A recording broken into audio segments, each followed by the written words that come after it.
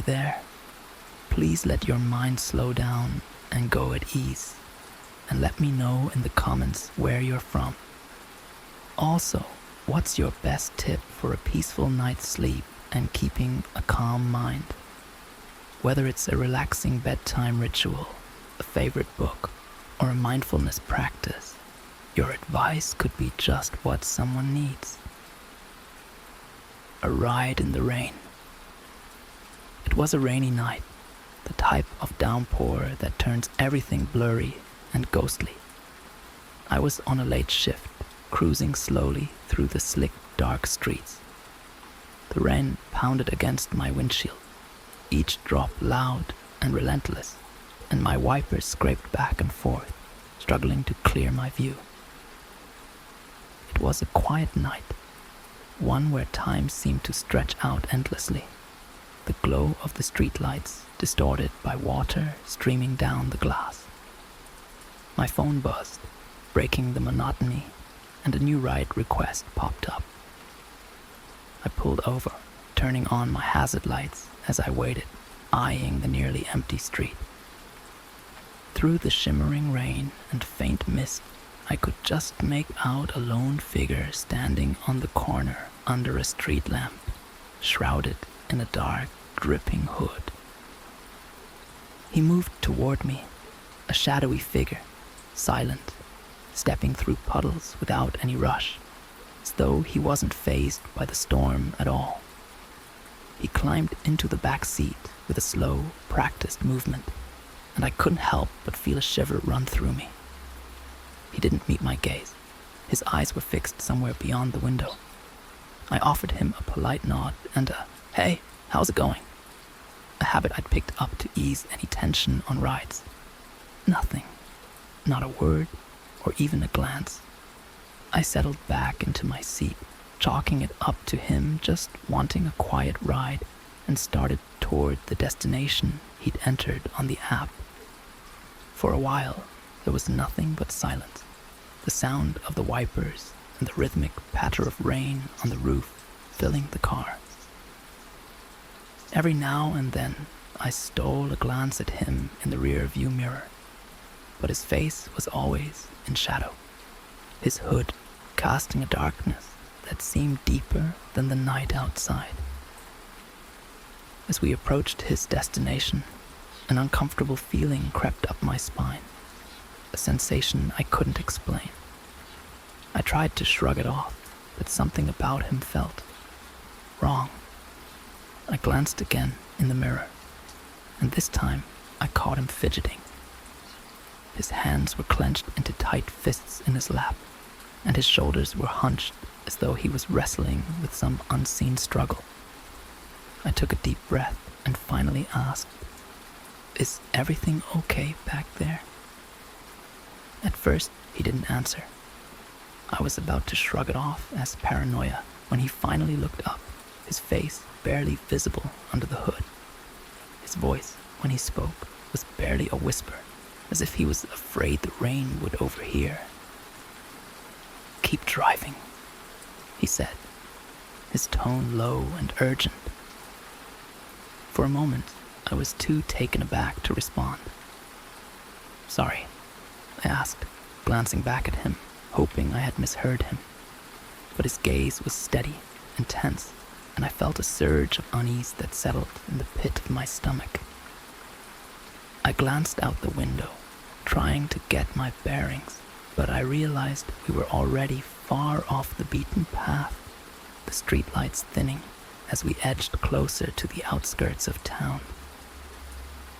"Please," he said, his voice still soft but with a pleading edge. "Keep driving. Don't stop." His words made no sense, but there was something desperate in his tone, something that made me hesitate. My hands tightened on the steering wheel, and I weighed my options, uncertain whether to trust this strange man's request or pull over and let him out. Just as I was about to tell him we needed to head back, I felt his hand clamp down on my shoulder. The grip was iron-like, his fingers digging into my shoulder with surprising strength. Panic shot through me as I tried to pull away, but his other hand reached forward, grabbing the wheel with a force that caught me off guard. My heart pounded, and I shouted, trying to break free. But he was stronger than he looked. His eyes gleamed in the dim light, fierce and unwavering, as he wrenched the wheel to the right, guiding us off the road and down a narrow, unlit path that veered off into the trees. My heart raced as I fought against his grip, my mind scrambling for a way out. We swerved wildly, the car jolting as it bounced over the uneven terrain. "Let go," I shouted, my voice barely audible over the roaring rain. But he ignored me, his focus singular, his gaze locked on the path ahead. The headlights barely illuminated the road, casting strange shadows on the trees that seemed to close in on us. I don't know what came over me, but I mustered every bit of strength I had and wrenched the door open, the cold rain instantly drenching me. In a split-second decision, I unbuckled my seatbelt, leapt from the car, and tumbled into the mud and rain. I hit the ground hard, rolling as the gravel scraped against my skin. But adrenaline pushed me forward, and I scrambled to my feet, slipping in the mud as I stumbled away from the car. Behind me, I heard the car come to a screeching halt. A flash of light illuminated the trees as he stepped out, his dark silhouette backlit by the headlights. I could hear him call out to me, his voice carrying through the rain.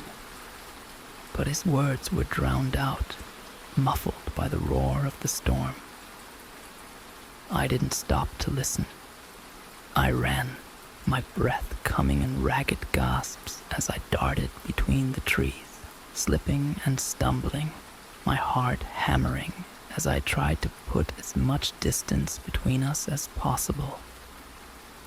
I don't know how long I ran. Time felt warped, the darkness and rain blurring everything together.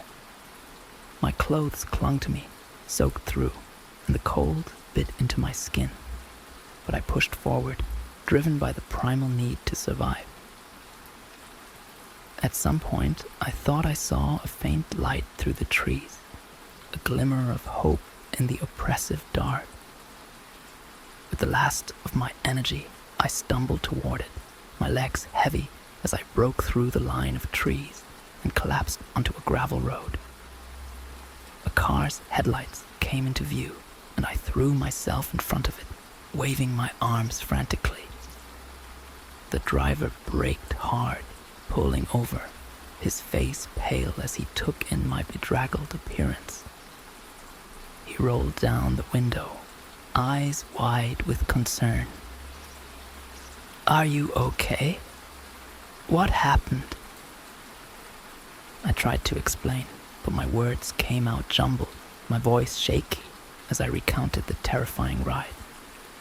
His expression shifted from confusion to horror as he listened, nodding slowly before he drove me straight to the police station. I told my story to the officers, reliving every agonizing detail, and they listened in stunned silence. In the end, I couldn't provide them with many answers. They searched the area, but they didn't find the car or the man who had grabbed the wheel. For weeks afterward, I kept looking over my shoulder, half expecting him to appear, to finish what he had started. And even now, on dark, rainy nights, I can still feel the memory of his hand on my shoulder, his low, pleading voice echoing in my mind. The mysterious package. It was a chilly, quiet evening in my apartment. I was at the stove, cooking dinner, the aroma of garlic and spices filling the air and mixing with the rhythmic sound of simmering. The evening had a comforting stillness to it, a reprieve from the busyness of the day. I was just beginning to unwind, slipping into the peace of routine, when a sudden, unexpected knock at the door jolted me from my calm. I paused, glancing toward the door. I wasn't expecting anyone, and no one I knew would just drop by unannounced. For a few moments, I hesitated, wondering if I should even answer. The hallway outside was quiet, usually deserted this time of night, and the knock hadn't sounded exactly friendly. But curiosity, as it often does, got the best of me. I took a deep breath and moved toward the door.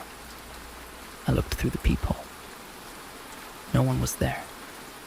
Just the hallway, dimly lit by the flickering bulb at the end. The silence felt dense, pressing. I was about to dismiss it, chalk it up to my imagination, when a second knock echoed through the door. This one was louder, more insistent. My heart quickened as I reached for the handle, a strange feeling gnawing at the edges of my mind. Slowly, I unlocked the door and opened it just a crack. There, on the doormat, lay a small package, wrapped in plain brown paper, my name scrawled neatly on the front. There was no return address, no indication of who might have sent it. I picked it up, noting its weight, oddly dense for its size. As I held it, a strange chill prickled along my spine. The paper felt damp, as though it had been left out in the elements for a while, though I hadn't heard any footsteps or signs of anyone at the door. I stepped back inside, shutting the door quickly, locking it out of instinct. For a moment, I considered throwing the package away without even opening it, but a strange compulsion urged me to know what was inside. I carried it over to the kitchen counter, setting it down carefully, as though it were a living thing. My hands were trembling, and the room seemed eerily quiet as I pulled at the edges of the paper, peeling back the wrapping. The first thing I saw was something pale, almost translucent, pressed tightly against the bottom of the box. I recoiled, my stomach turning as I pulled the last piece of wrapping away. Inside, lying on a bed of rough brown paper, was a severed human hand. The skin was ghostly pale, almost waxy. Fingers curled slightly, as though frozen in a silent scream. I stumbled back, the package slipping from my hands and landing on the floor with a dull thud. I stared at it, my mind struggling to process what I was seeing. A part of me hoped it was fake, some kind of horrible prank. But as I knelt down, peering closer, I could see every detail.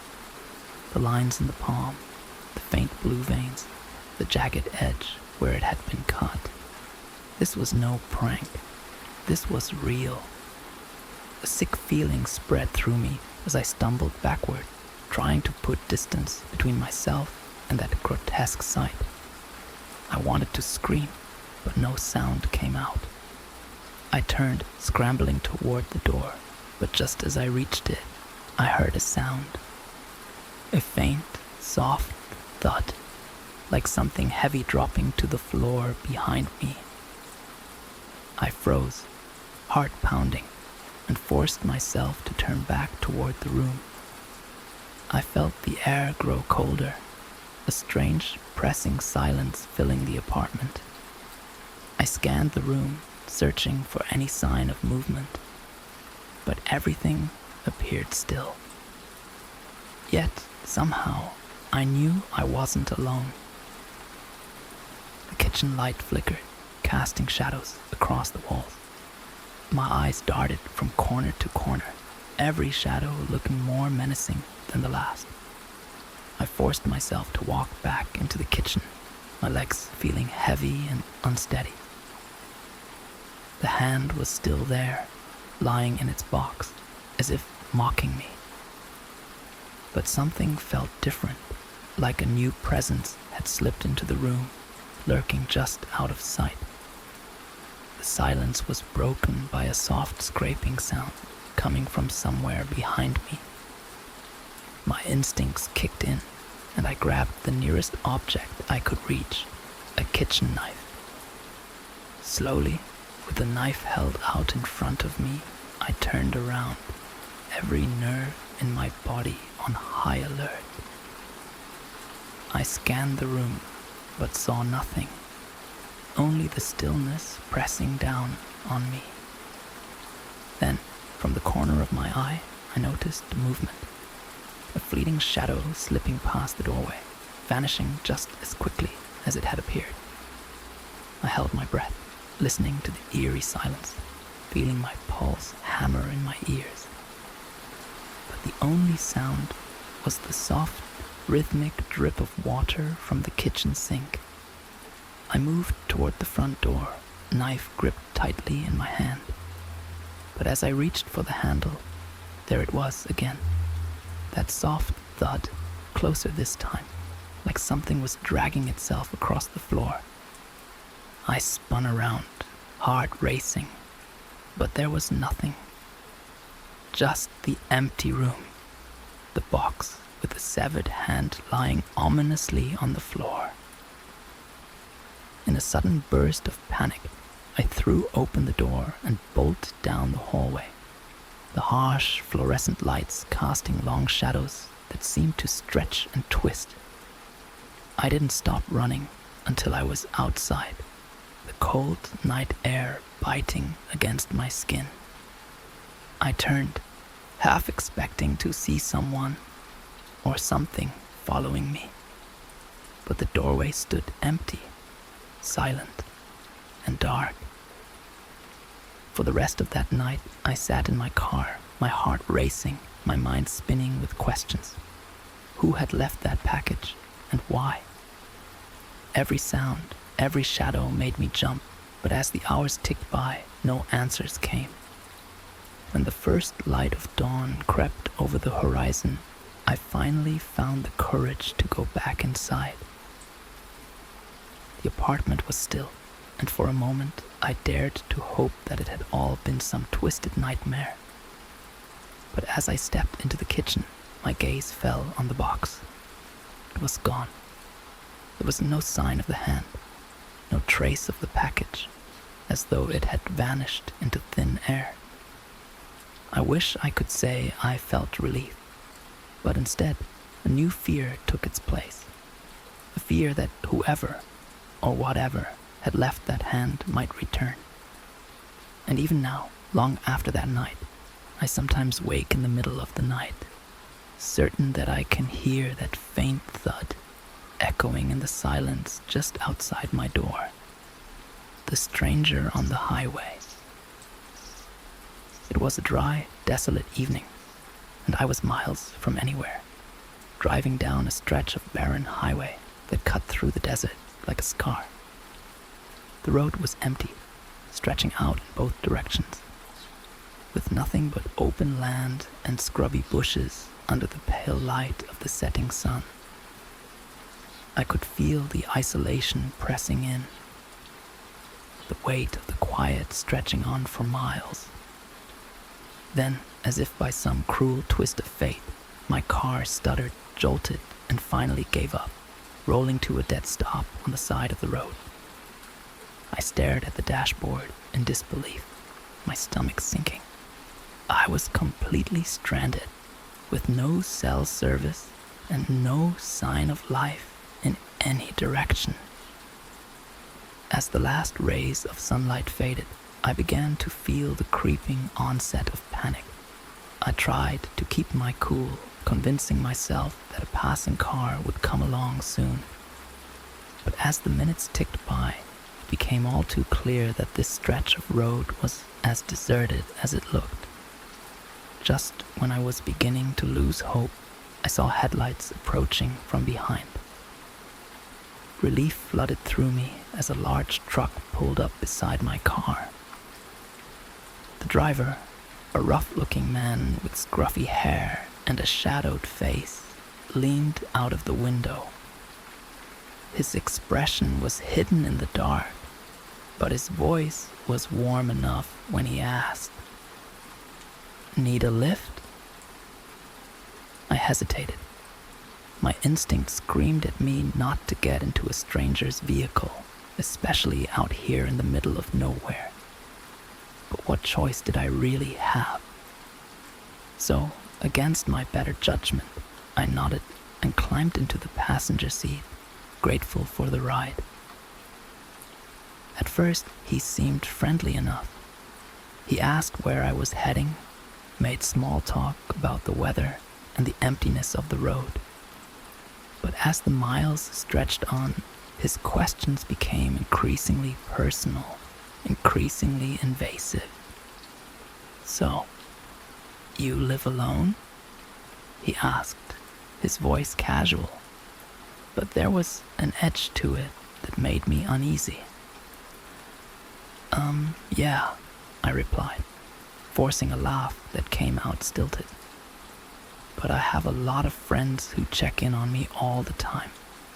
They know I'm here." I hoped it sounded convincing. He glanced at me, his expression unreadable, and then turned his eyes back to the road, saying nothing. For a few minutes, we rode in tense silence, the only sound the hum of the engine and the faint rattle of the loose tools in the back of his truck. After a while, he veered off the main road onto a narrow, dusty track that led even deeper into the desert. My stomach twisted as I realized we were moving further and further from civilization.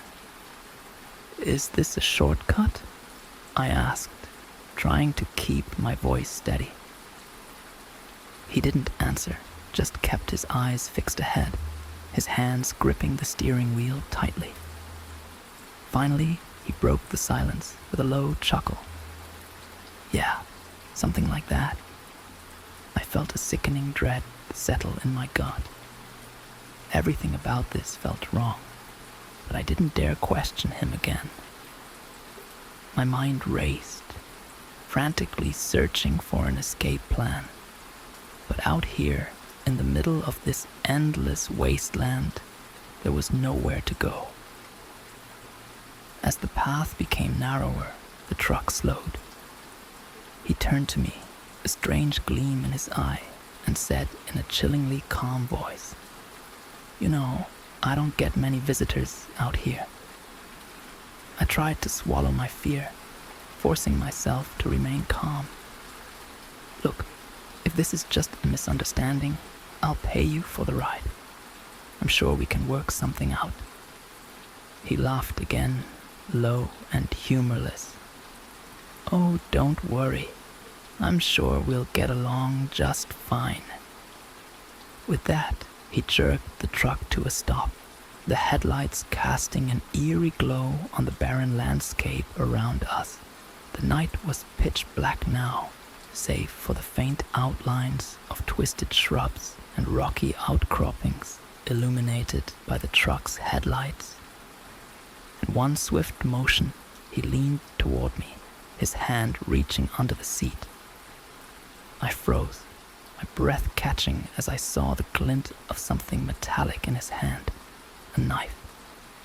His fingers wrapped around the hilt, and he looked at me with a smile that sent ice shooting through my veins. "Don't make this harder than it has to be," he said, his voice a low hiss. I could feel the panic rising, the primal instinct to run taking over. Summoning every ounce of strength, I grabbed the door handle and flung the door open, practically falling out of the truck. I hit the ground hard, scrambling to my feet, adrenaline propelling me forward as I broke into a sprint, ignoring the sharp rocks and dry thorns scraping against my legs. Behind me, I heard him curse, the heavy thud of his boots hitting the ground as he gave chase. His footsteps were fast, relentless, the crunch of gravel growing louder as he closed the distance. I pushed myself harder, lungs burning, feet pounding, my only thought to put as much space between us as I could. But he was faster than I'd anticipated. In seconds, I felt his hand clamp down on my arm, his fingers digging into my skin like iron. I fought back, struggling and thrashing, but his grip was unyielding. He dragged me back toward the truck, and I could see the knife in his other hand gleaming under the pale moonlight. Just when I thought all hope was lost, a blinding light appeared in the distance. Headlights cutting through the darkness like a beacon. Another vehicle was approaching, and fast. The driver must have seen us, because he honked his horn and flashed his brights, the sudden light momentarily blinding both of us. The stranger hesitated, his grip loosening just enough for me to wrench myself free. I stumbled backward, barely keeping my balance as I took off toward the approaching car, waving my arms wildly. The driver pulled up beside me, his face a mask of concern as he shouted for me to get in. Without a second thought, I dove into the car, slamming the door shut as he hit the gas, the engine roaring to life as we sped down the dirt road, leaving the stranger and his twisted intentions behind. I looked back, watching as his figure disappeared into the shadows, swallowed by the night. As we drove, I tried to explain, my words tumbling out in a frantic rush. The driver listened in stunned silence, his eyes widening as he realized what I had escaped. When we reached the nearest town, he took me straight to the police station, where I recounted every horrifying detail. They searched the area, but they found no trace of the truck or its driver. I was left with no answers, only the haunting memory of that night, of the stranger's cold eyes and his sick smile. To this day, I avoid driving through that stretch of desert, especially at night. And whenever I see an old truck on the highway, my heart races, half expecting to see that man's shadowed face behind the wheel, watching, waiting. The village in the jungle. The jungle was dense and alive, a sprawling maze of green stretching out in every direction. The air was thick, humid, and filled with a constant hum of unseen creatures hidden among the vines and trees. I was miles from any trace of civilization, wandering through the tangled wilderness on what had initially been a straightforward trek for adventure. But as the hours slipped by, I found myself venturing further than intended, captivated by the dense beauty and mystery of the place. Every step felt like an exploration of some untouched world, forgotten by time. The sun was beginning to set, casting long shadows across the forest floor when I stumbled upon a clearing. There, nestled among the trees, was a small village. It looked ancient, like something from another era, with huts made of thatched roofs and walls woven from thick vines and mud. A shiver ran through me as I realized that I'd found something special, something almost sacred. I'd heard stories about hidden tribes, villages cut off from the modern world, but I never thought I'd find one. Curiosity got the best of me, and I approached cautiously, trying not to startle any of the villagers. But as soon as I stepped out of the jungle, they noticed me. One by one, they emerged from their huts, their dark eyes fixed on me with an intensity that made my stomach churn. They stared in silence, their faces expressionless, and I couldn't tell if they were welcoming or warning me to leave.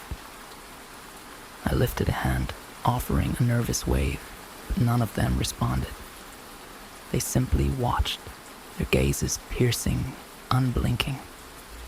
Unsure of what else to do, I tried to communicate with gestures, hoping to bridge the language barrier. But they didn't speak. Instead, they simply stared, their silence unnerving. The air felt heavy, oppressive, as though the very atmosphere was charged with something dark, something that went unspoken. Determined to learn more, I decided to stay. Over the next few days, I observed them from a distance, carefully noting their customs, their routines.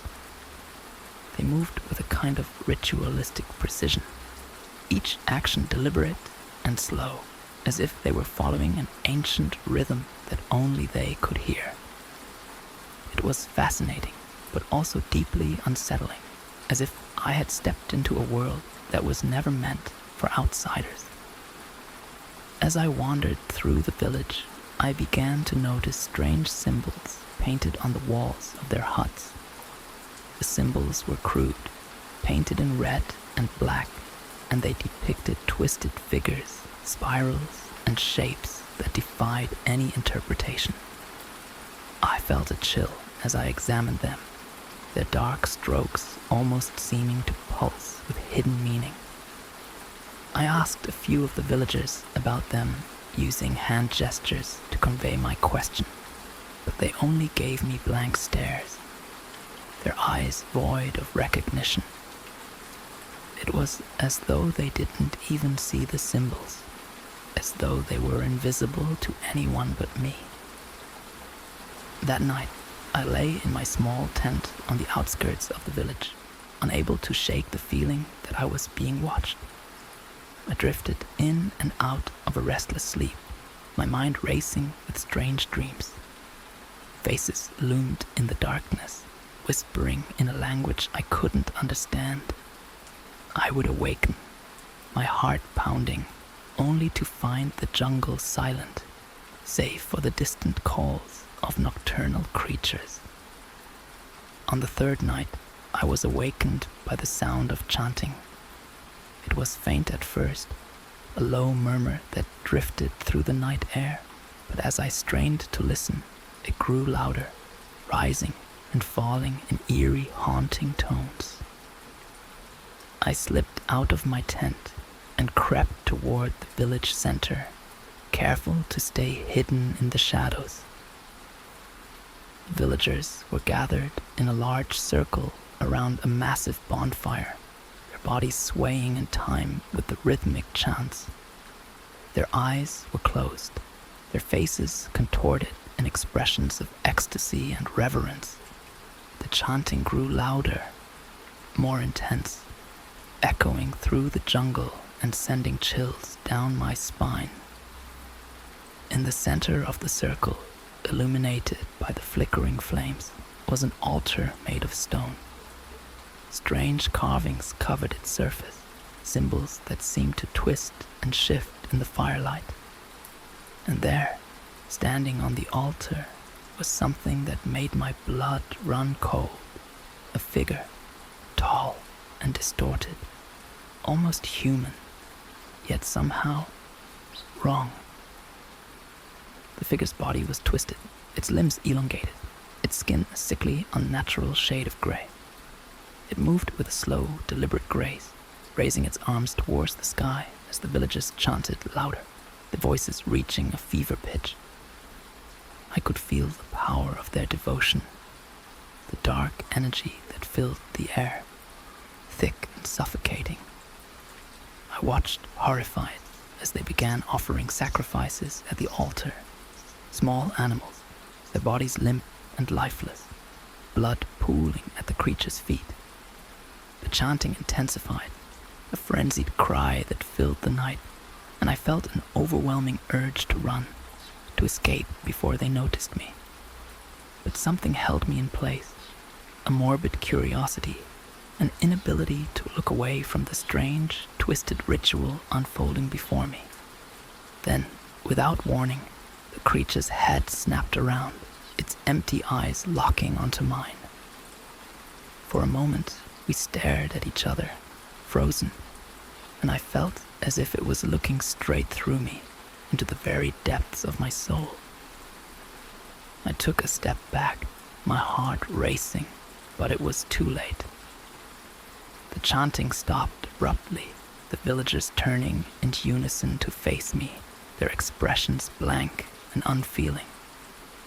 Panic surged through me as they began to move toward me, their steps slow and deliberate, like hunters closing in on prey. I turned and ran, crashing through the underbrush, branches clawing at my arms and face as I stumbled through the darkness.